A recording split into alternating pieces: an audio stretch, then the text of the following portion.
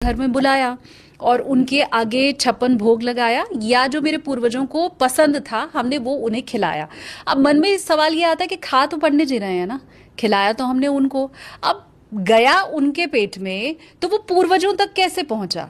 ये प्रश्न लॉजिकली आज का यूथ है वो बहुत बार करता है और करना चाहिए। मुझे इस तरह के प्रश्न बहुत अच्छे लगते हैं क्योंकि इससे समाज में अवेयरनेस आती है। पहली बात तो ये है कि जो पंडित जी आपके यहाँ आए हैं उनके पास पंचभूत है, शरीर है, और जो हमारे पूर्वज हैं उनके पास शरीर नहीं है। पहली चीज़, जो वायु होती है, वायु भोजन ग्रहण नहीं करती, वायु गंध ग्रहण करती है, स्मेल। चाहे वो प्रेत हो चाहे वो देव हो, वो स्मेल से भोजन करते हैं।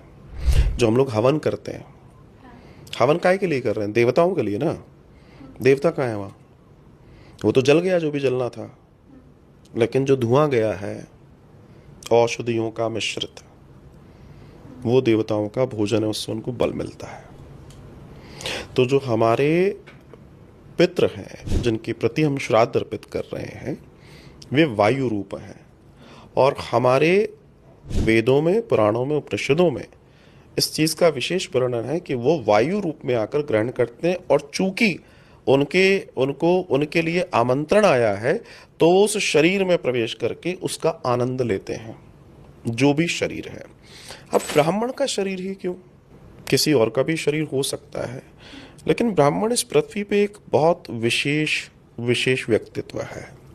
ब्राह्मण अगर तो ब्राह्मण दर्शन के अनुसार चल रहा है, ये और मैं बोल दूं, नो डाउट ब्राह्मण कुल में भी आया है तो उसका बड़ा ऐश्वर्य है क्योंकि उसकी बड़ी प्राप्ति है, लेकिन कुछ और भी चीज़ें हैं। उसको द्विज भी बनना, उसको और भी प्रमोशन लेने हैं। तो बात यह है कि वो जो बॉडी है, अगर वो उस फॉर्म में है जिस फॉर्म में एक ब्राह्मण को होना चाहिए, तो पितृ ने कितनी जिंदगी में गलत कार्य किए हों, लेकिन मरने के बाद उसको ये रियलाइज है कि गलत क्या था और सही क्या था, तो एक विशुद्ध बॉडी के साथ ही वो चीज़ों को ग्रहण कर पाएगा, वो किसी और के साथ नहीं कर सकता।